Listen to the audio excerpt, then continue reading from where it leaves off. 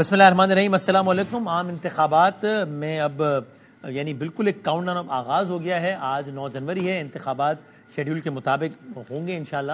تو یعنی کہ اگلے مہینے اس دن تک جو ہے وہ یہ اندازہ ہو چکا ہوگا کہ پاکستان میں اگلی حکومت کس کے بننے کا امکان زیادہ ہے. مطلب ایک ابتدائی نتائج سے جو اندازہ ہو جاتا ہے وہ تو کبھی امکان ہے کہ اگلے مہینے جب ہم ان تاریخوں میں بیٹھے ہوں گے تو یہ صورتحال ہوگی.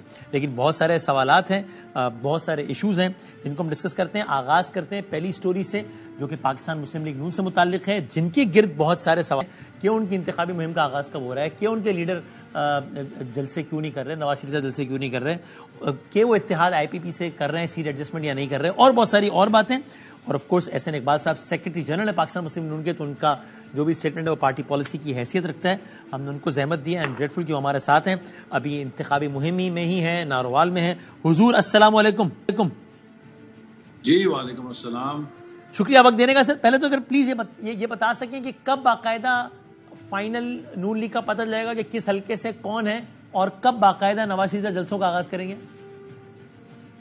جی بدامی صاحب, جیسے کہ آپ کو پتا ہے کہ پاکستان مسلم لیگ نون کے پاس ملک میں سب سے زیادہ درخواستیں آئی تھیں ٹکٹ کے اپلیکیشنز کے لیے, اور ہم نے سب سے الیبوریٹ اور موسٹ ٹرانسپیرنٹ بڑے شفاف طریقے سے ہر اس امیدوار کو جس نے پارٹی ٹکٹ کے لیے اپلائی کیا اس کو انٹرویو کا موقع دیا, اور قائد جناب نواز شریف صاحب جو ان انٹرویوز کے اندر خود موجود رہے اور انہوں نے امیدواروں کو سنا.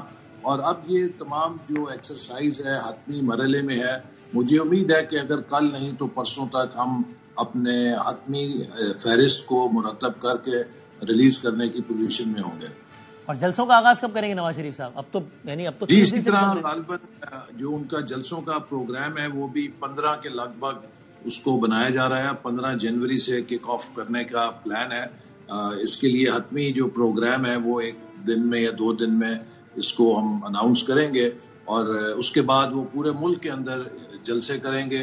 اسی طرح جناب شہباز شریف صاحب صدر پاکستان مسلم لیگ نون وہ بھی جلسے کریں گے. محترمہ مریم نواز صاحبہ بھی کئی مقامات پہ جائیں گی, اور اس کو ہم نے ایک تقسیم کیا پورے ملک کو. پاکستان مسلم لیگ نون کی انتخابی مہم میں تقریباً 60 سے زیادہ جلسے ہوں گے جو مرکزی مقامات پہ کیے جائیں گے. نواز شریف صاحب جلسوں کا آغاز کہاں سے کریں گے؟ جی اس کی حتمی پروگرام کا جو ہی باضابطہ اعلان ہوگا پھر اس پہ کیا جائے گا. میں ابھی ذرا وقت سے پہلے نہیں کہنا چاہتا ہوں. اچھا, اور یہ اب پارٹی سطح پر اتحاد میں کچھ چیزیں تو فائنل ہو گئی ہیں یا نہیں؟ میں پہلے آئی پی پی کا پوچھتا ہوں. یہ طے ہو گیا ہے کہ قومی اسمبلی کی اتنی اور صوبائی اسمبلی کی اتنی نشستوں پر مسلم لیگ نون آئی پی پی کے کینڈیڈیٹس کو سپورٹ کرے گی؟ دیکھیے مسلم لیگ نون اس وقت ان تمام اتحادی جماعتوں سے بات چیت کر رہی ہے جو پچھلے 16 ماہ میں یا اس سے پہلے اس کے ساتھ شریک سفر رہے, اور اس میں جے یو آئی بھی ہے, ایم کیو ایم بھی ہے, جی ڈی اے بھی ہے, اور استحکام پارٹی بھی ہے. اور اب یہ جو ہماری ایڈجسٹمنٹ ہے اس کا تعلق ہمارے اپنے انٹرنل پارٹی کے فیصلوں کے ساتھ ہے, چونکہ جہاں جہاں مسلم لیگ نون کے اپنے مضبوط جیتنے والے امیدوار ہیں ہم پہلی ترجیح انہی کو دے رہے ہیں.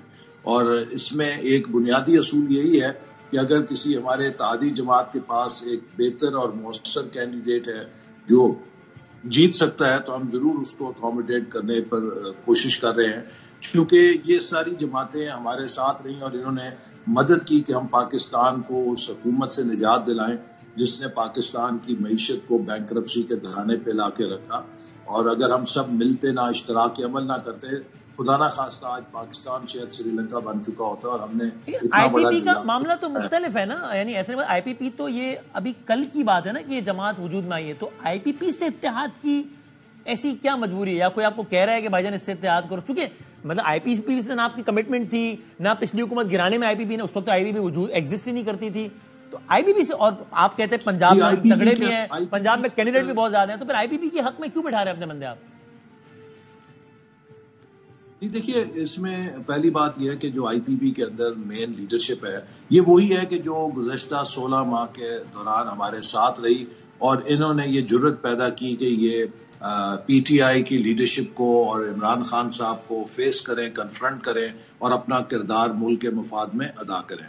دوسری بات یہ کہ اگر ہم ان تمام لوگوں کو جو ہمارے ساتھ اشتراک کرتے رہے, تعاون کیا, ان کو ہم نظر انداز کریں تو پھر ٹی وی کے پروگرام یہ ہو رہے ہوں گے کہ مسلم لیگ نون اب بڑی مغرور ہو گئی ہے، ایروگنٹ ہو آئی پی گئی پی ہے. نے کیا تعاون کیا آپ کے ساتھ، آپ کی حکومت بنانے میں یا پچھلی حکومت گرانے میں کیا تعاون کیا آئی پی پی نے؟ نہیں دیکھیے نا، جو ملک کے اندر ایک پوری اس وقت صورتحال ہے، اور خاص طور پہ وہ لوگ جنہوں نے جب عمران خان صاحب نے استعفیٰ دیا قومی اسمبلی سے، تو ان کے بہت سارے لوگ انہوں نے اس پالیسی سے اختلاف کیا اور وہ قومی اسمبلی کے اندر رہے، اور انہوں نے ملک کے اندر جمہوری عمل کے تسلسل میں ایک کردار ادا کیا. عمران خان صاحب کا یہ خیال تھا کہ وہ اپنے استعفوں کو ایک خودکش بمبار کے طور پہ قومی اسمبلی میں استعمال کریں گے، جس سے یہ پورا نظام گر جائے گا. اسی طرح انہوں نے صوبائی اسمبلی پنجاب کی، اس کو بھی تماشا بنانے کی کوشش کی، اور کوشش کی کہ پاکستان کے سب سے بڑے صوبے کی اسمبلی توڑ کر وہ ایک آئینی بحران پیدا کریں جس کے نتیجے میں پورا سسٹم گر جائے، لیکن وہ ناکام ہوئے. تو یہ سارے لوگ، ان میں اکثریت ان لوگوں کی ہے کہ جنہوں نے اس پورے دور میں جب عمران خان صاحب ایک اینٹی ڈیموکریسی اپنی پالیسیز کو آگے چڑھا رہے تھے، پروان چڑھا رہے تھے، انہوں نے اختلاف کیا ان کے ساتھ، جرأت کا مظاہرہ کیا. اچھا، لیکن آپ کہہ رہے ہم سمجھتے ہیں ہیں آئی پی پی کی لیڈرشپ تو وہ ہے، علیم خان صاحب مرکزی لیڈر ہیں جو کہ آن ریکارڈ کہہ چکے ہیں کہ پہلے پی ٹی آئی نے ملک کا بیڑا غرق کیا، پھر پی ڈی ایم نے ملک کا بیڑا غرق کیا. آن ریکارڈ کہہ رہے ہیں، وہ پوزیشن ان کی ہے. تو پھر آپ یہ ان سے پوچھئے نا کہ اگر ہم نے بیڑا غرق کیا تو ہم سے کیوں سیٹ ایڈجسٹمنٹ کی خواہش رکھتے ہیں یا کیوں ہم سے ملنا چاہتے ہیں. لیکن یہ بات یہ میں ان سے پوچھوں گا، لیکن میں آپ سے پوچھ رہا ہوں کہ آپ نے ان سے ہی نہیں پوچھا کہ بھائی جان آپ تو ٹی وی پہ کہتے ہیں کہ ہم نے بیڑا غرق کیا، we are equally responsible as Imran Khan, تو ہمارے پاس کیوں آئے؟ جی وہ دیکھیے نا، یہ ان کی اپنی سیاسی مجبوری یا مصلحت ہوگی. اصل بات یہ ہے کہ انہوں نے عمران خان صاحب کے دور کی جو ناکامیاں ہیں ان کو ایکسپوز کیا، قوم کے سامنے لے کر آئے اور ایک کردار ادا کیا. اور یہ وہ سارے لوگ ہیں کہ جنہوں نے اس وقت ملک کو خبردار کیا کہ عمران خان صاحب پاکستان کو کس طرح ایک تباہی کے کنارے پہ لے کے جا رہے تھے، اور انہوں نے اپنا قومی کردار ادا کیا. تو اس لیے ایک حد تک ہم سمجھتے ہیں کہ وہ ساری قوتیں جو ہمارے ساتھ ملنا چاہتی ہیں، ہمیں ایک براڈ الائنس بنانا چاہیے، ہمیں ایک براڈ پولیٹیکل الائنمنٹ بنانی چاہیے. کیونکہ دیکھیے اس وقت جو پاکستان کتنی نشستوں پر سپورٹ کر رہے ہیں احسن صاحب آئی پی پی کو؟ یعنی میں ایک منٹ بات ختم کر لوں. دیکھیے جو پاکستان کے مسائل ہیں، جو بھی حکومت بنے گی، شاید کوئی ایک لیڈر، کوئی ایک پارٹی اور کوئی ایک ادارہ اس قابل نہیں ہے کہ وہ پاکستان کو اس منجدھار سے یا اس پوری بھنور سے یا گردش سے نکال کے منزل کی طرف لے جائے. ہمیں ایک براڈ، اگرچہ ہمیں 2/3 اکثریت بھی حاصل ہو جائے، تب بھی ہماری کوشش اور منشا یہی ہوگی کہ ہم ایک براڈ کولیشن کی حکومت بنائیں، تاکہ ان ریفارمز کے لیے جو اس وقت ملک کو ضروری ہے، وہ معاشی بحالی کا پروگرام جو ملک کے لیے ضروری ہے، اس کی پشت کے اوپر ایک بڑی وسیع البنیاد تائید ہو. ٹھیک ہے، لیکن یہ اب نوٹڈ، لیکن اب آئی پی پی کو کتنی قومی اسمبلی کی کتنی سیٹوں پر P M L N support کر رہی ہے؟ ابھی اس وقت کوئی حتمی نہیں ہے، سیٹ ٹو سیٹ اس کا ہم جائزہ لے رہے ہیں. ہماری مذاکراتی ٹیم ان کے ساتھ مسلسل مذاکرات میں ہے، دیگر اتحادیوں کے ساتھ بھی ہے، اور جب تک یہ حتمی شکل نہیں ہوتی، میں سمجھتا ہوں کسی قسم کی اسپیکولیشن نہیں کرنی چاہیے. لیکن میں پھر یہ کہوں گا کہ ہماری بنیاد یہی ہے کہ ہم ایسے امیدواروں پر اتفاق کریں جن کے جیتنے کے اچھے چانسز ہیں. کئی جگہوں پہ ایسے امیدوار ہیں کہ جن کے حوالے سے ہم سمجھتے ہیں کہ ہم ایک امبیرسمنٹ کا شکار ہو سکتے ہیں. ہو سکتا ہے کہ انہوں نے ماضی میں ہمارے خلاف ایسے بیانات بہت پرزور دیے ہوں کہ وہاں مسلم لیگ نون کا ووٹر جو ہے ان کو ٹرانسفر نہ ہو، تو پھر اس اتحاد کا اور ایڈجسٹمنٹ کا مقصد فوت ہو جائے گا. تو اس لیے seat to seat, candidate to candidate اس کا جائزہ لے رہے ہیں، اور 1-2 روز میں انشاءاللہ امید ہے کہ اس پہ اتفاق ہو جائے گا. تو احسن صاحب جب آپ یہ کہتے ہیں اس کا مطلب پرنسپل پوزیشن تو پھر کمپرومائز ہوئی نا؟ یعنی جو آپ کہتے تھے کہ جناب لوٹوں کی کوئی جگہ نہیں ہے، جنہوں نے عامروں کا ساتھ دیا، جنہوں نے ایک fascist regime P T I کا ساتھ دیا، ان کی کوئی جگہ نہیں ہے. یعنی آپ نے خود اپنے نارووال کے حوالے سے کہا، جب دانیال عزیز صاحب اور آپ کا مسئلہ اٹھا تھا، آپ نے کہا کہ جی پارٹی کا فیصلہ ہے کہ نارووال میں ہم یہ پارٹیاں بدلنے والے یا لوٹوں واٹ ایور یور ورڈز ور ان کو نہیں ترجیح دیں گے بلکہ پارٹی ورکر کو ترجیح دیں گے. تو یہ فیصلہ صرف نارووال تک ہے. فیصلہ باد میں بے شک طلال چودھری رہ جائے، نواب شیر کو مل جائے، راجہ ریاض کو مل جائے اور نون لیگ کا ورکر رہ جائے. دیکھیے پہلی بات یہ عرض کروں، دیکھیے ہمارا اعتراض جو میرا بیان تھا وہ ان لوگوں کے حوالے سے تھا کہ جو مسلم لیگ نون کو بار بار چھوڑ کے جاتے ہیں. وہ لوگ کہ جو مسلم لیگ نون کو چھوڑ کے کبھی کاف لیگ میں چلے گئے، پھر واپس آ گئے، پھر پی ٹی آئی میں چلے گئے، پھر واپس آنے کی کوشش کر رہے ہیں. لیکن دوسری وہ کلاس ہے لوگوں کی کہ جو کسی اور جماعت میں تھے، اب وہ مسلم لیگ نون میں شامل ہوتے ہیں، تو ہم ان کو اس درجے میں نہیں رکھ سکتے کہ انہیں لوٹا نہیں کہہ سکتے. اگر مثال کے طور پہ کوئی پی ٹی اے کے اندر تھا، کوئی پیپلز پارٹی کے اندر تھا، کوئی اے این پی میں تھا، کسی اور جماعت میں تھا، اب اگر وہ مسلم لیگ نون میں شامل ہونا چاہتا ہے تو ہم اس کو وفاداری تبدیل کرنے والا تو نہیں کہیں گے، وہ ہمارے اندر شامل ہو رہا ہے. جیسے قائد اعظم نے بھی کانگریس سے تبدیل کر کے مسلم لیگ جوائن کی تھی. لیکن اگر کوئی مسلم لیگ میں آئے اور مسلم لیگ کو بار بار چھوڑ کے جائے اور پھر واپس آئے تو یقیناً اس کو ہم کہہ سکتے ہیں کہ یہ لوٹے ہیں یا یہ وفاداریاں بدل رہے ہیں. اب اس میں دو شکلیں ہیں. دیکھیے وہ حلقہ جہاں پر آپ کے پاس اپنے امیدوار موجود ہیں کہ جو آپ سمجھتے ہیں کہ آپ کو انتخابات جیتنے میں مدد دے سکتے ہیں، ہماری ترجیح انہیں کی ہے. لیکن کچھ ہمارے ایسے علاقے ہیں، مثال کے طور پہ بلوچستان کا صوبہ ہے یا ساؤتھ پنجاب کا یا سندھ کے اندر ایسے حلقے ہیں کہ جہاں پر آپ الیکٹیبلز کے محتاج ہوتے ہیں اور وہاں پر آپ سمجھتے ہیں کہ کوئی ایسا کارکن نہیں ہے کہ جو انتخاب جیت سکے. تو and of the day election جو ہے از آلسو اباؤٹ نمبرز کہ آپ نے زیادہ سے زیادہ سیٹیں جیتنی ہیں. بٹ یہ آپ نے لوٹے کو کیا ڈیفائن کیا؟ ایسا کوئی پی ٹی آئی چھوڑ کے نون میں آئے تو اس نے اے پارٹی چھوڑ کے بی پارٹی جوائن کی، تو آپ کہنا اس کو ہم لوٹا نہیں کہہ سکتے، تو پھر کس لوٹا کسے کہتے ہیں؟ دیکھیں نا، ہمارے پوائنٹ آف ویو سے، مسلم لیگ نون کے پوائنٹ آف ویو سے آپ اسے ٹرن کوٹ نہیں کہہ سکتے. پی ٹی آئی ہو سکتا ہے اس کو کہے، لیکن ہم اگر کوئی پہلی دفعہ مسلم لیگ نون میں شامل ہوتا ہے تو ہم اسے ویلکم کریں گے. اس طرح تو آپ دروازے بند کر دیں گے. لیکن اگر کوئی مسلم لیگ نون میں آ کے اس کو چھوڑ کے جاتا ہے اور پھر واپس آنے کی کوشش کرتا ہے اور بار بار وہ مسلم لیگ نون میں آتا ہے اور جاتا ہے، اس کو یقیناً آپ لوٹا ہی کہیں گے. تو کوئی ایک مرتبہ پارٹی چھوڑے تو وہ لوٹا نہیں ہوتا، دوسری مرتبہ یہ عمل دہرائے ایک ہی پارٹی کے ساتھ تو وہ لوٹا کہلاتا ہے. جی، جب آپ ایک پارٹی کو چھوڑ کے پھر واپس اس پارٹی میں آنا چاہتے ہیں تو پھر یقیناً آپ اسے ٹرن کوٹ ہی کہیں گے. اب جیسے میں نے کہا، اور اگر کوئی آپ کی پارٹی چھوڑ کے پی ٹی آئی میں جائے تو آپ اس کو لوٹا کہیں گے؟ آپ کی پارٹی چھوڑ کے پی ٹی آئی چلا جائے، لیکن اگر وہ واپس آنا چاہے گا تو اس کو آپ لوٹا کہیں گے کہ آپ مسلم لیگ نون کو چھوڑ کے پی ٹی آئی میں گئے اور پھر واپس نون میں آنا چاہتے ہیں، یا تو آپ پھر ٹک جائیں وہاں پہ پی ٹی آئی میں. ایک دفعہ یہ کام کریں تو لوٹے نہیں ہیں. ایک چھوٹا سا بریک لے لوں، ایک بریک کے بعد دوبارہ آتے ہیں حسن اقبال صاحب.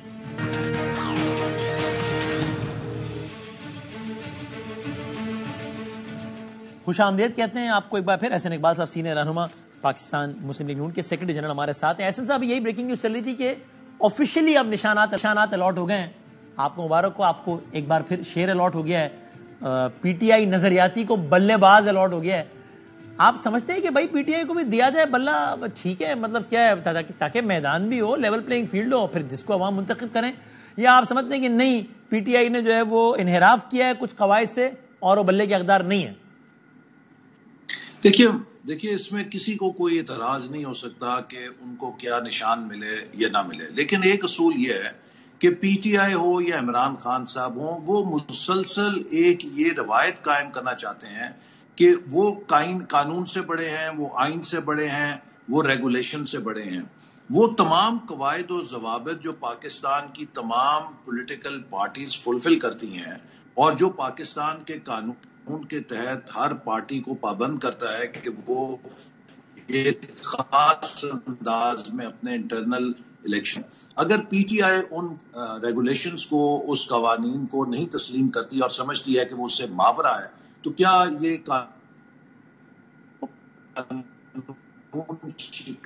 کی روایت؟ اچھا، تو پی ٹی آئی نے اپنے انٹرا پارٹی میں ایسا کیا کیا جو باقی پارٹیز کرتی ہیں اور پی ٹی آئی نے نہیں کیا؟ ایسا کیا غلط کیا؟ باقی ساری پارٹی میں بھی ایک رسمی کاروائی ہوتی ہے نا پارٹی انتخابات. یہ معاملہ اب پی ٹی آئی اور الیکشن کمیشن کے درمیان ہے، جو میری معلومات کے مطابق پشاور ہائی کورٹ کے بھی زیر غور ہے اور سپریم کورٹ کے بھی زیر غور ہے. اگر الیکشن کمیشن نے ان سے درست طور پہ نشان نہیں لیا تو یقیناً ہائی کورٹ یا سپریم کورٹ اس کو بحال کر دیں گے. اور اگر سپریم کورٹ یا ہائی کورٹ یہ محسوس کرتے ہیں کہ انہوں نے کمپلائنس نہیں کی تو ہو سکتا ہے کہ وہ ان کو کمپلائنس کا کہیں کہ آپ یہ کمپلائنس کریں. تو لہٰذا اس میں میرا نہیں خیال کہ کوئی ایسی بڑی بات ہے، کیونکہ پی ٹی آئی اس معاملے کو عدالت میں لے گئی ہوئی ہے اور ہمیں عدالت کا انتظار کرنا چاہیے. جو بھی مناسب طریقہ ہوگا اس کے مطابق عدلیہ فیصلہ کر دے. لیکن ایسے صاحب انٹرسٹنگلی آپ کے کچھ رہنما اس ماحول میں بھی کہ جب نواز شریف صاحب کی عدالتوں سے کیسز ختم ہوئے، سزائیں معطل ہوئی، فیصلے معطل ہوئے، 62 والا فیصلہ آ گیا، اور میں اس بحث میں نہیں جا رہا کہ جناب کیا ہوا کیا نہیں، لیکن اس ماحول میں بھی اگر کوئی بھی فیصلہ آتا ہے پی ٹی آئی کے حق میں، جیسا آپ نے بھی کہا نا عدالتوں کے it's between them and supreme court جو فیصلہ ہے، لیکن جب بھی کوئی فیصلہ ایسا آتا ہے تو آپ کے رہنما آج بھی ٹی وی پہ بیٹھ کے کہہ رہے ہیں کہ عدالتوں کا لاڈلا عمران خان ہے، تو اگر بلہ مل گیا تو پھر آپ کو یہ کہنا ہوگا کہ دیکھو لاڈلے کو بلہ مل گیا. دیکھیے میں سمجھتا ہوں کہ اس میں اب چونکہ یہ سپریم کورٹ کے زیر غور معاملہ ہے اور سپریم کورٹ جو بھی فیصلہ کرے گی اس کو تمام فریقین تسلیم کریں گے، لہذا اس میں کوئی کسی قسم کی کنٹروورسی کی گنجائش نہیں ہے.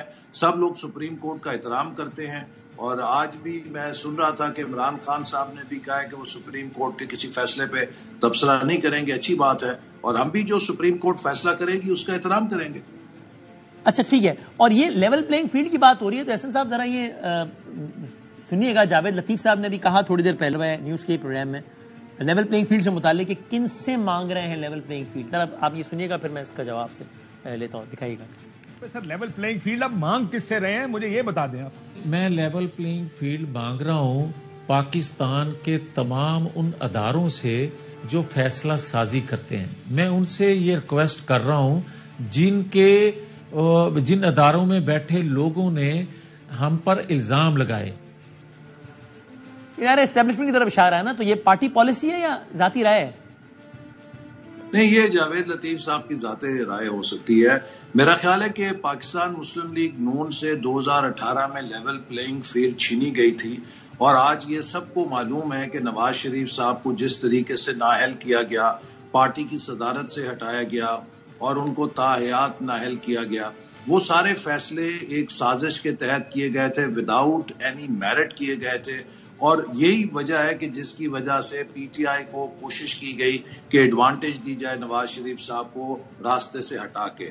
تو اگر نواز شریف صاحب کے وہ جھوٹے کیسز جو ان کے ساتھ ناانصافی ہوئی تھی اس میں ان کو ریلیف مل رہا ہے اور انصاف کے تقاضے پورے ہو رہے ہیں، تو مسلم لیگ نون کے پوائنٹ آف ویو سے تو یہی لیول پلینگ فیلڈ ہے کہ ہمارے لیڈر کو حق ملنا چاہیے کہ وہ پارٹی کی قیادت کر سکیں، وہ اپنے انتخابی عمل میں شریک ہو سکیں. تو یہ ہمارا حق جو ہے. تو آپ کو بھی مل رہی ہے نا لیول پلینگ فیلڈ؟ یعنی جی، ہمیں تو کوئی لیول پلینگ فیلڈ کا نہ کسی پہ اعتراض ہے، نہ ہم کسی سے مانگتے ہیں. ہم تو یہ چاہتے ہیں کہ آئین اور قانون کے تحت فیصلے ہونے چاہیے، اور سپریم کورٹ نے ان فیصلوں کو جو نواز شریف صاحب کے خلاف 2017 اور 18 میں اور ہائی کورٹ نے بھی کالعدم قرار دیا ہے، تو یہ ہمارا جو سب سے بڑا ایک ڈس ایڈوانٹیج تھی کہ ہمارے قائد کو انتخابی عمل سے باہر نکالا گیا تھا، وہ بحال ہو گئی ہے. اور اب مسلم لیگ نون کسی بیساکھی کے اوپر یقین نہیں رکھتی. ہم تو عوام کی تائید کے اوپر اللہ تعالیٰ کے فضل و کرم کے بعد عوام کے سامنے اس کارکردگی کی بنیاد کے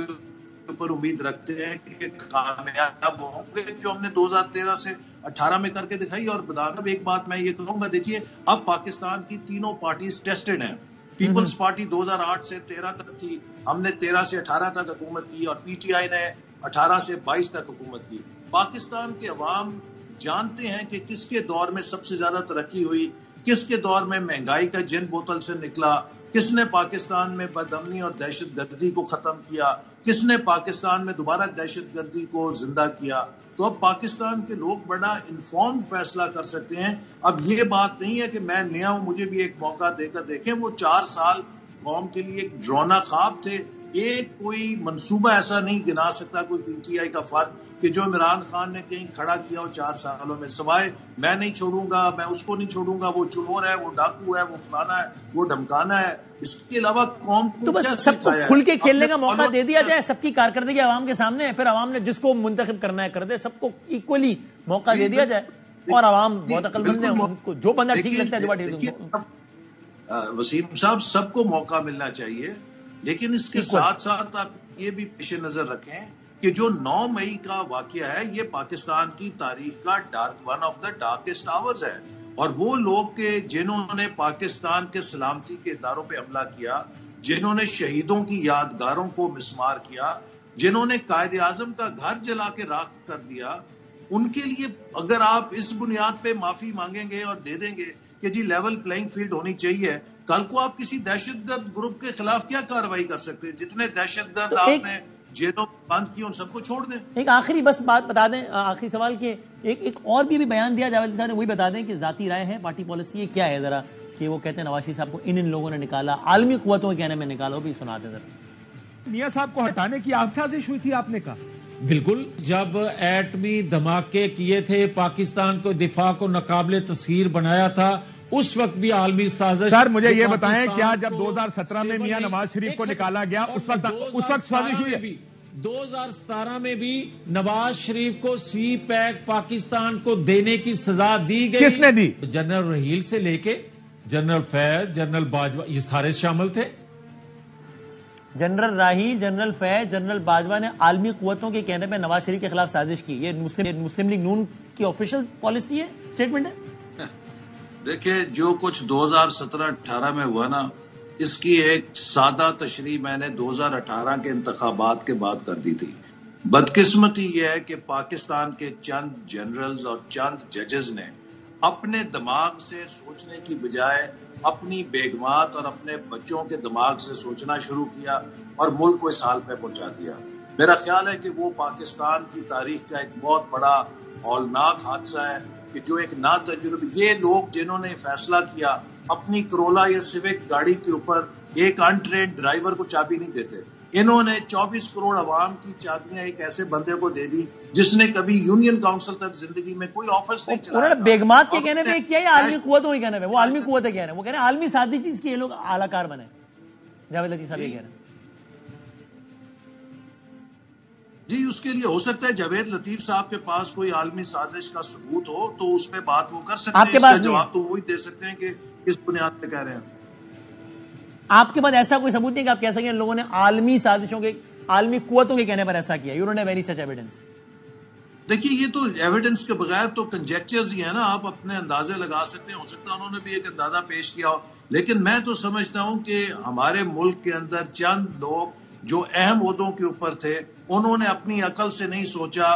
वो सोशल मीडिया के जरिए अपनी बेगमात और अपने बच्चों के कहने में ऐसे बहके कि उनकी जो फ्यूज उड़ गए दिमाग के, उनको नहीं पता कि वो क्या कर बैठे हैं, और मुल्क को इतनी बड़ी सजा दी है कि आज तक पाकिस्तान भुगत रहा है। यानी आप कह रहे हैं इन लोगों ने किया जरूर है काम, जिनके नाम ले रहे हैं जावेद लतीफ साहब, लेकिन वो अपने बेगमात और यंगस्टर उनके उसमें आ गए, असर में आ गए।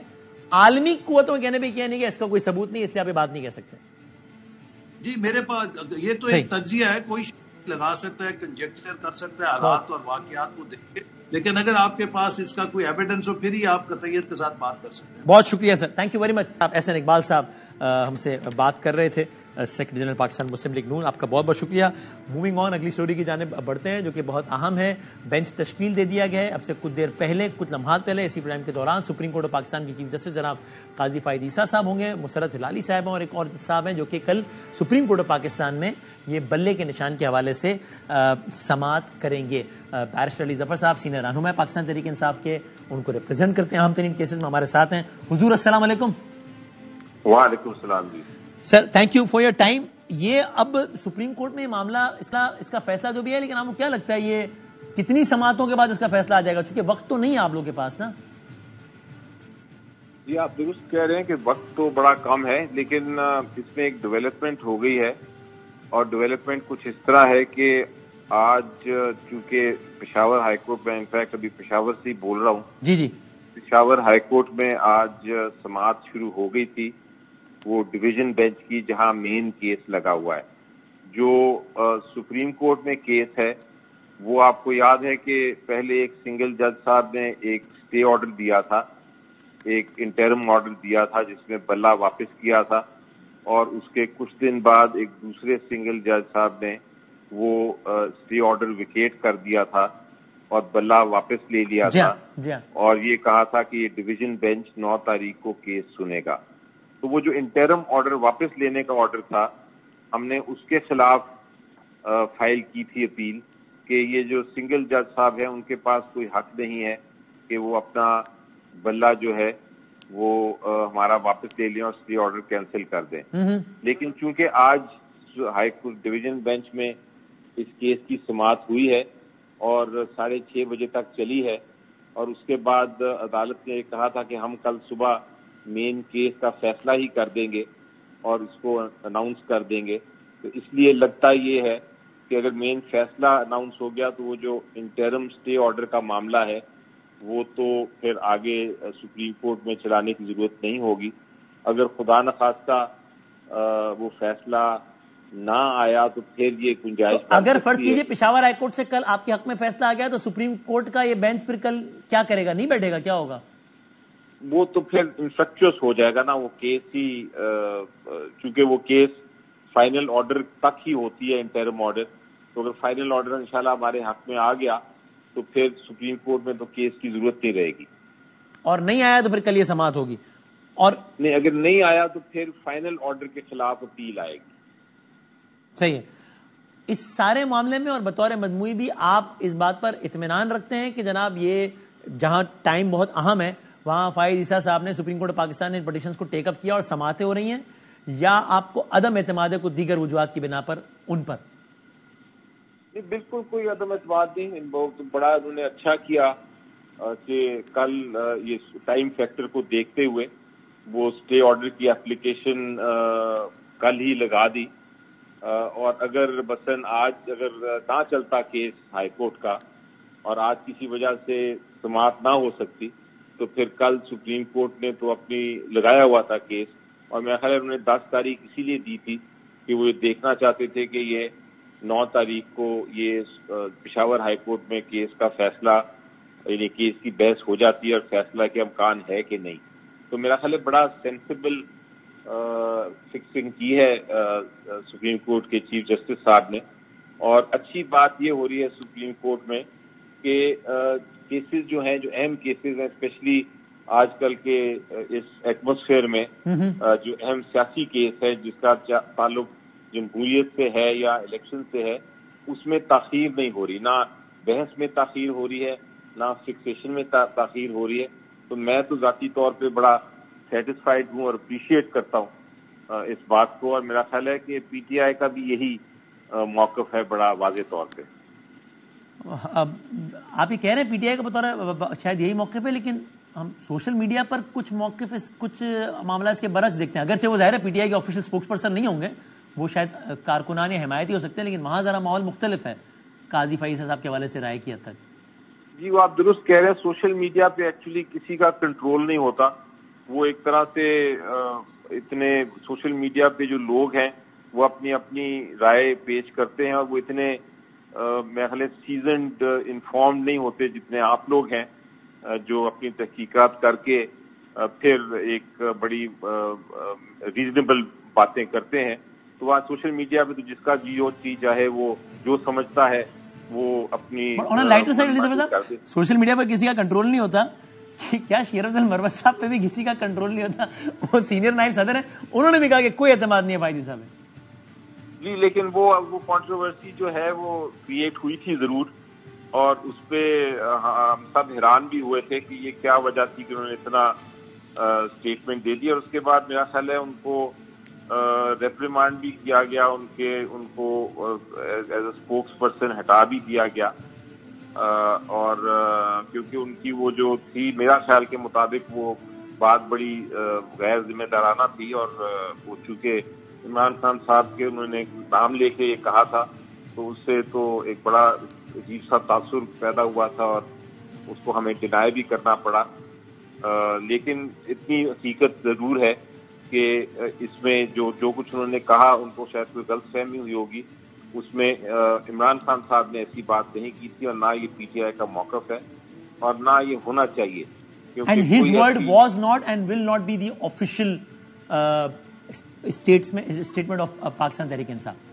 جی بالکل ان کی کوئی آفیشیل اسٹیٹمنٹ نہیں ہوگی اور نہ تھی، تو میرا خیال ہے وہ اننیسیسری کنٹروورسی وہ ہوئی تھی، اور اب وہ ختم ہو گئی ہے۔ میں نے تو اس کو بلکہ اس حد تک چلا گیا ہوں، میں نارملی نہیں کرتا کہ میں نے وہ اسٹیٹمنٹ کو کنڈیم بھی کیا تھا، اور میں نے کہا تھا کہ یہ اسٹیٹمنٹ ہونی نہیں چاہیے، کیونکہ میرے مطابق کسی بھی جو عدالتی کوئی جج ہیں یا کوئی انسٹیٹیوشن ہے اس کے خلاف بات نہیں کرنی چاہیے۔ اگر آپ نے بات کرنی ہے تو آپ کسی ججمنٹ یا فیصلے پہ ضرور تنقید کریں، لیکن آپ پرسنل نہ ہوں۔ Right, thank you very much sir, بہت شکریہ۔ علی جعفر صاحب بات کر رہے تھے اور بہت اہم باتیں کر رہے تھے، کہتے ہیں ہو سکتا ہے کہ کل نوبت ہی نہ آئے کل سپریم کورٹ کی کیس کی، پشاور ہائی کورٹ سے ہی ریلیف مل جائے۔ سپریم کورٹ پاکستان کی چیف جسٹس پہ بھرپور اعتماد ہے، جمہوریت کے حق میں فیصلے کر رہے ہیں، بر وقت فیصلے کر رہے ہیں، ہمارے لیے وقت اہم ہے بہت زیادہ، اور وہ بر وقت ہی فیصلے کر رہے ہیں، اور پورا اعتماد ہے فائز صاحب پر، اور سوشل میڈیا پر کسی کا کنٹرول نہیں ہے، تو اگر ہمارے کچھ حمایتی یہ کہہ بھی رہے ہیں سوشل میڈیا پر تو وہ ان کا اپنا موقف ہے، یہ کوئی انفارمڈ بات نہیں ہے. اور اگر شیر افضل مروت صاحب نے بھی یہ بات کی تو غلط بات کی، قابل مذمت بات کی، اور اس بات کے بعد ان کو پارٹی کے اسپوکس پرسن کے عہدے سے بھی ہٹا دیا گیا، تو اب وہ ان کا موقف جو ہے وہ پارٹی کا آفیشیل موقف بھی نہیں سمجھا جائے گا. یہ کہہ رہے تھے علی ظفر صاحب. ایک بریک لیتے ہیں، اب انتخابات کا موسم ہے، سیٹ ایڈجسٹمنٹ کا موسم ہے. کراچی میں بڑی دلچسپ پیش رفت ہوئی ہے، ایم کیو ایم نون لیگ کو سپورٹ کرے کچھ حلقوں پہ. شہباز شریف صاحب ایک جگہ سے کھڑے ہوں گے، وہاں سے مصطفیٰ کمال صاحب بیٹھ گئے. M Q M versus Peoples Party ہوگا کراچی میں. بات کرتے ہیں بریک کے بعد.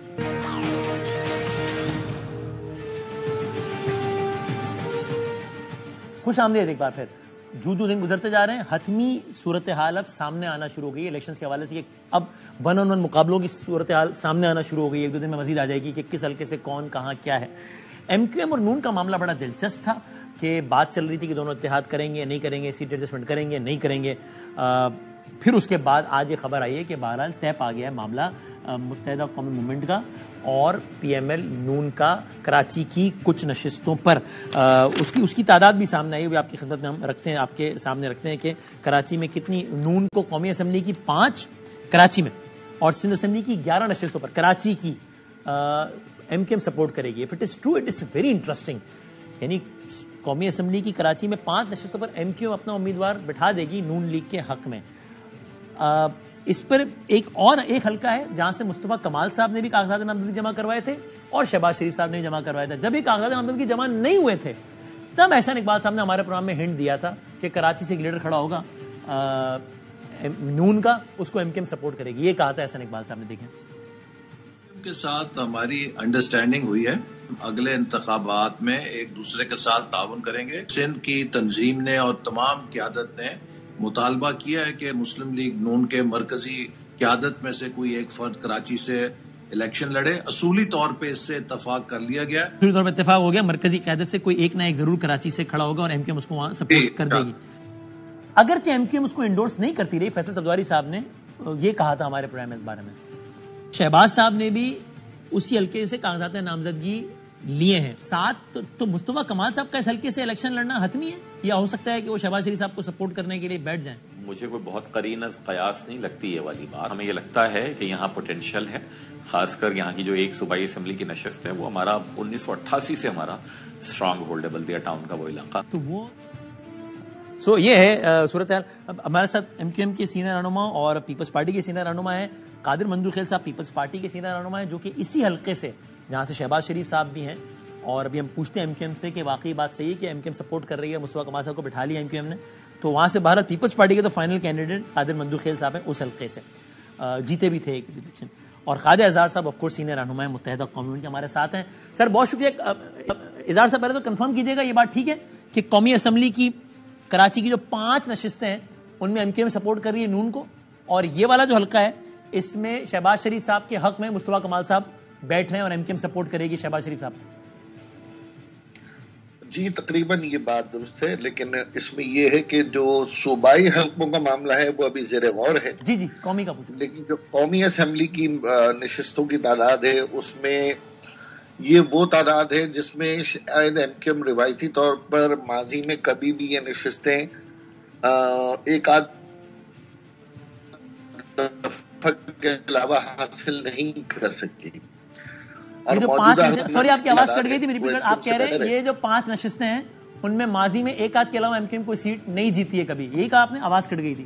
ایم کیو ایم کی ڈومینیشن ادھر نہیں رہی، اور حلقہ بندیوں کے بعد خاص طور پر یہ پاکستان پیپلز پارٹی کی حلقہ بندیوں کی حمایت یافتہ سیٹیں ہیں. تو اس میں اگر ووٹرز کا تناسب دیکھیں تو پی ایم ایل این کی ووٹرز کی برتری نظر آتی ہے. تو ایسی صورت میں ڈیوائڈ اینڈ رول کے فارمولے میں پھنسنے کے بجائے میرا خیال ہے کہ پھر ہمیں ایک دوسرے کو کمپلیمنٹ کرنا چاہیے جہاں پر دوسری کسی جماعت کے ووٹ زیادہ ہیں. سبزواری صاحب تو یہ تاثر دے رہے تھے کہ انہوں نے تو کہا کہ اس حلقے میں مصطفیٰ کمال صاحب بیٹھ جائیں، شہباز شریف صاحب تک میں قرینس یہ بعید از قیاس ہے، اور یہ کہ یہ حلقہ تو تگڑا حلقہ ہے ایم کیو ایم کا، اور اس کی تو ایک صوبائی جیتتی رہی ہے ایم کیو ایم. بالکل، یہ صوبائی بھی اور یہ حلقہ ماضی میں قومی میں بھی ہم نے جیتا ہے. لیکن اس میں یہ ضرور تھا کہ شہباز شریف صاحب کی ماضی میں بھی یہاں چند سو ووٹوں سے وہ ہارے تھے، اور اس ماضی والا جو لاسٹ الیکشن تھا 2018 اس کے تناسب میں ان کا یہ اصرار تھا کہ یہ نشست ان کو دے دی جائے، اور یہ نشست ان کو دیں گے تو یقیناً بھی اس بار کیونکہ وہ والا معاملہ RTS والا تو ہے نہیں، تو 100% انہیں یقین ہے کہ یا تو وہ جیتیں گے یا MKM جیتیں گے، یعنی دونوں صورتوں میں ایک ہی امیدوار نے جیتنا ہے اگر کوئی ایک دستبردار ہوتا ہے۔ یعنی شہباز شریف صاحب دستبردار ہوتے ہیں تو مصطفیٰ کمال صاحب کی 100% جیت یقینی ہے، اور مصطفیٰ کمال صاحب دستبردار ہوتے ہیں تو شہباز شریف صاحب کی جیت یقینی ہے۔ لیکن اگر دونوں اس میں مقابلے میں حصہ لیتے ہیں تو پھر تیسرے فریق کا چانس زیادہ ہو جاتا ہے، تو میرا خیال ہے اس گرینڈ انڈرسٹینڈنگ کے اندر یہ مناسب ہے کہ کوئی ایک جو ہے نا دستبردار ہو جائے، صحیح، جس میں MKM نے قادر مندوخیل صاحب، یہ پھر آپ کے لیے ایک ذرا مشکل صورتحال نہیں ہوگی؟ یہ ٹھیک ہے کہ نون لیگ کا اتنا بڑا ووٹ بینک بطور مجموعی نہیں ہے کراچی میں، لیکن اس حلقے میں ہے شہباز صاحب واؤڈا صاحب سے ہارے تھے، وہ بھی کچھ 100 ووٹوں سے ہار گئے تھے، اور اب جب نون اور MKM اور پھر PSP بھی اس میں آگے ظاہر ہے وہ سب ایڈ ہو جائیں گے تو آپ پیپلز پارٹی کے امیدوار ہیں اس حلقے سے، ذرا مشکل ہو جائے گی آپ کے لیے، نہیں؟ وسیم بھائی، مجھے بڑی حیرت ہوتی ہے اس بات پہ کہ بہت سارے لوگ 2018 کا الیکشن کا رزلٹ سامنے رکھ کے تجزیہ کرتے ہیں۔ ان کو میں یہ بتاتا چلوں کہ 2018 کے بعد بھی ایک الیکشن ہوا تھا 2021 میں ضمنی، میں نے کہا نا آپ جیتے تھے، میں نے کہا، اور وہاں میں نے جالون کی مدد سے پورا PDM کے مفتاح اسماعیل صاحب کو ہرایا۔ جی ہاں، نمبر ایک بات، مصطفیٰ کمال صاحب آئی تھی 4تھے نمبر پہ، MKM آئی تھی 5ویں نمبر پہ۔ لیکن اب اس ماضی کی اگر آپ مصطفیٰ کمال صاحب کو دیکھ لیں کہ وہ پورے پارٹی کا سربراہ تھا، پورے کراچی سے انہوں نے یہاں لوگوں کو جمع کیا تھا، اور پھر اس کے بعد انہوں نے جو بلدیہ فیکٹری کے ملزمان کو اون کیا تھا وہ بھی کراچی کے لوگوں کو پتہ ہے، اور MKM لندن الگ ایک گروپ ہے جو کہ کوئی کینڈیڈیٹ آزاد پہ وہ ہاتھ رکھ رہے، MKM پاکستان اس کو سپورٹ نہیں کرے، یہ PSP کا ایک گروہ ہے اور وہ اس پہ الیکشن لڑے۔ لیکن قادر صاحب بات بتائیں نا، دیکھیے مجھے بتائیں، میں غلط تو نہیں کہہ رہا، دیکھیے ضمنی میں آپ جیتے 15,656 ووٹ، میں راؤنڈ آف کر لیتے ہیں، تقریباً 16,000 ووٹ لیا آپ نے ضمنی میں، MKM اور PSP نے ملا کر لیا تقریباً 16,000 ووٹ، اور مفتاح اسماعیل صاحب نے لیا تقریباً 14,500 ووٹ، تو اب جب یہ مل جائے گا تو پھر تو واضح طور پہ آپ سے زیادہ ہو گیا نا۔ سن لیں، دیکھیں 2021 میں میں نے 1 روپے کا کام نہیں کیا وہاں پہ، آج میں نے 9 ارب 20 کروڑ کے ترقیاتی کام کیے ہے، یونیورسٹی منظور کرا ہے، 50,000 سے زیادہ بے نظیر انکم سپورٹ کا رجسٹریشن کرائی ہے، 5 ارب 20 کروڑ کے میں نے سوئی گیس کے لائنیں بچھائے اور وہ کام چل رہا ہے میگا پروجیکٹ، اور پارک 20 کمیونٹی سینٹر بنا ہے، تو آج تو اچھا ٹاؤن ہمارا ہے، تمام UC ہمارے ہے، میئر ہمارا ہے، اور آنے والے وقت میں سندھ حکومت روایتی طور پہ ویسی ہماری ہوتی ہے، تو یہ بتاؤں کہ 2021 میں اور آج قادر خان مندوخیل میں زمین آسمان کا فرق ہے۔ اچھا، ایک ایک گھر ایک ایک گلی میں ہم نے کام کیے ہے، تو یہ جو اعداد و شمار آپ لوگ اکٹھے کرتے ہو جمع تفریق کر کے، یہ پرفارمنس بیس علاقہ ہے یا کارکردگی کی بنا پہ ہوگا۔ شہباز شریف صاحب وزیر اعظم رہے، 1 روپے کا کام نہیں کیا ہے، پانی کا KFI منصوبہ میں نے رو کے اس کے سامنے میں نے رکھا تھا، اس نے ریجیکٹ کیا ہے، اور 2018 میں تقریر کیا تھا کہ میں لاہور کے گلیوں جیسا بناؤں گا بلدیہ ٹاؤن، پلٹ کے واپس نہیں آئے۔ خدا کا واسطہ کون سے کیلکولیشن ہے، عوام باشعور ہے، ہر آدمی کی ہاتھ میں ایک سوال تو میں رکھوں گا نا ظاہر ہے، اور سوال ہوگا تو اس کی ہیلپ ڈیٹا بھی لیا گی نا، میں نے نتیجہ تو اخذ نہیں کیا، لیکن سوال تو رکھوں گا نا ظاہر ہے، اور سوال کی عبارت بنیاد بھی ہے۔ اور اچھا، لیکن یہ اظہار صاحب یہ تو بتائیں، یہ اب سیٹ ایڈجسٹمنٹ ہو گئی نا نون لیگ کی پیپلز پارٹی کے ساتھ اس حلقے میں اور 5 اور حلقوں میں، ایسا ہی ہے نا اظہار صاحب؟ جی ہو گئی۔ یہ سیٹ ایڈجسٹمنٹ کے تو نقصانات گنوا رہے تھے خالد مقبول صدیقی صاحب، اور ابھی کل گنوا رہے تھے، کل 18 دسمبر سربراہ MKM پاکستان کا بیان، سیٹ ایڈجسٹمنٹ ووٹر کے ساتھ زیادتی ہے، 9 جنوری MKM پاکستان نے سیٹ ایڈجسٹمنٹ کر لی، ٹھیک ہے جی۔ تو دیکھیں، یہ میرا خیال ہے خالد بھائی نے اس میں بڑا واضح بھی کیا کہ بعض دفعہ سیٹ ایڈجسٹمنٹ میں نے 2 شاٹ چلائے، ایک میں انہوں نے بعض دفعہ کہا، دوسرے میں نہیں کہا، اور دوسرے میں انہوں نے کہا کہ یہ میری ذاتی رائے ہے۔ جی ہاں، ٹھیک ہے نا، تو یہ بات درست ہے، ذاتی طور پہ میری بھی رائے یہ ہو سکتی ہے کہ سیٹ ایڈجسٹمنٹ، لیکن ہاں جہاں پر پارٹی کی لیڈرشپ نے یہ طے کیا، سوچا، اصل میں یہ جو بات خالد بھائی نے کی تھی نا، اس کا تناظر میں آپ کو بتا دوں کیا تھا۔ اس کا تناظر یہ تھا کہ PMLN ہم سے उन हलकों से वो 10 नशिस्तें डिमांड कर रही थी जो रिवायती तौर पर हमारी माजी की फतेहयाब हलके हैं, जिसमें डिस्ट्रिक्ट सेंट्रल भी है। अच्छा, तो ये बात उस तनाजुर में थी कि देखें ये बिल्कुल मुनासिब नहीं है कि हम अपने वोटर्स को जीते हुए हलके से कहें कि जनाब फलानी पार्टी को वोट डाल दो। तो ये बात उनके फिर समझ आई, तो फिर ये तय हुआ कि मलीर है, किमाड़ी है, बल्दिया है या और दीगर गर्दनवा के इलाके हैं जहां पर मिलकर जीता जा सकता है। तो ये बात दुरुस्त है कि हमने अपनी कोई भी एक नशिस्त पीएमएलएन को नहीं दी मां सिवाय बल्दिया की। तो फिर तो आप ये कह रहे हैं कि नून लीग को टरखाया है आपने, और उसके जिन हलकों से आपको पता था हम नहीं जीतेंगे, उसमें हमने कहा चलो नून को सपोर्ट कर दें। तो फिर नून को टरखाया है ना आपने फिर तो, कि जो आपके जो आप वैसे भी नहीं जीत रहे थे आपने कहा चलो सपोर्ट कर देते। नहीं, मैंने आपसे क्या कहा कि ये दोनों मेन मुकाबला ही 2 उम्मीदवारों का है। कादिर मंदोखेल साहब तो बहरहाल इस 15 अरब रुपए गिनाकर हम सबसे ज्यादा भारी हैं। नहीं 9 अरब, क्योंकि जाहिर सी बात है जहां नोट लगता है वो उम्मीद भी बढ़ जाती है और नोट के बाद वोट का मूड भी बन जाता है। लेकिन अगर तो वो 15 अरब रुपए लगाए है और वाकई लगा है तो फिर तो कादिर मंदोखेल साहब को फिक्र ही नहीं होनी चाहिए। लेकिन हमें ये मालूम है कि 15 अरब रुपए वहां नहीं, 15,000 अरब रुपए पूरे सूबे सिंध में कहीं नहीं लगाए। तो हम ये समझते हैं कि या तो शहबाज शरीफ वहां से जीतेंगे या मुस्तफा कमाल साहब, और यही 2 में से एक वहां पे लीडर और है। सूबाई असेंबली की कितनी सीटों में सपोर्ट कर रहे हैं आप नून लीग को? नहीं, अभी इस सिलसिले में कोई हतमी फहरिस्त मेरे सामने नहीं है, ना ही कोई आगाही हुई है। सिर्फ कौमी असेंबली की हतमी है 5, सूबाई की मेरा ख्याल अभी मजीद मीटिंग 1-2 दिन में वाज़ेह होगा। ओके। और अब ये कादिर मंदोखेल साहब, वो आपने बताया कि शहबाज साहब ने वादे किए, कुछ नहीं किया, ये नहीं किया, तो यानी आपने अपने हल्के की हद तक या आपकी पार्टी ने पूरे शहर की हद तक इतना काम कर दिया है कि आप कह सकें कि देखो यार हम इस शहर को देखो तरक्की की किन राहों पर ले आए हैं और हमें वोट दो, मजीद जो है वो उसको तरक्की देंगे। वसीम, मैं बड़ी कैटेगोरिकली सल्फ बात करूंगा। मैं एजाज साहब आता हूं आपकी तरफ, कादिर साहब जवाब दें इस बात का, फिर मैं आता हूं आपकी तरफ। जी कादिर साहब। वसीम भाई, मैंने आपसे अर्ज किया था कि 2021 में खाली हाथ में पूरे पीडीएम को शिकस्त दी मेरे जालों ने। आज तो मैंने अरबों रुपए काम आपको गिनाया और वो मैदान पे आप अपने कैमरामैन के भेज दें और हल्के के सर्वे कर ले। तारीख में पहली मरतबा गैस की लाने बिछा रहा हूं, तारीख में पहली मरतबा पानी और सीवरेज की लाने बिछा रहा हूं, तारीख में पहली मरतबा वहां इंफ्रास्ट्रक्चर में डाल रहा हूं। तो आप मुझे बताओ, शहबाज शरीफ वजीर आया था कराची और अवारी टावर में कारकुनों से खिताब किया है कि अगर नवाज शरीफ जीता तो लाहौर, कराची और हैदराबाद मोटरवे बनाएंगे, वाटर टैंकर खत्म करेंगे। हमारा K5 मंसूबा तो आपने रिजेक्ट कर दिए, पैसे 1 टका नहीं दिया आखिरी टाइम पे आपने, मैं लफ्ज सख्त इस्तेमाल नहीं करूंगा। और फिर उसके बाद भी ये नहीं कहा कि मैं MNA बन के काम करूंगा, बोले गए नवाज शरीफ वज़ीर आज़म बनेगा तो हम काम करेंगे। तो भाई मेरी बात सुनो, आपने 5 साल पहले जो वादे किए थे वो तो पलट के वापस, आप दोनों भाई पाकिस्तान या कराची इलेक्शन लड़ने आते हो, बाकी आपको कोई सरोकार नहीं है। आज लोग होशियार हो गए, घर घर गली गली पूरा टाउन हमने जीता हुआ है, पूरा जिला हमने जीता हुआ है। और अभी 3 साल हमारा टाउन चेयरमैन, यूसी चेयरमैन काम करेंगे, हमारा मेयर कराची काम करेगा, सूबाई असेंबली और कौमी असेंबली तो बात की बात है।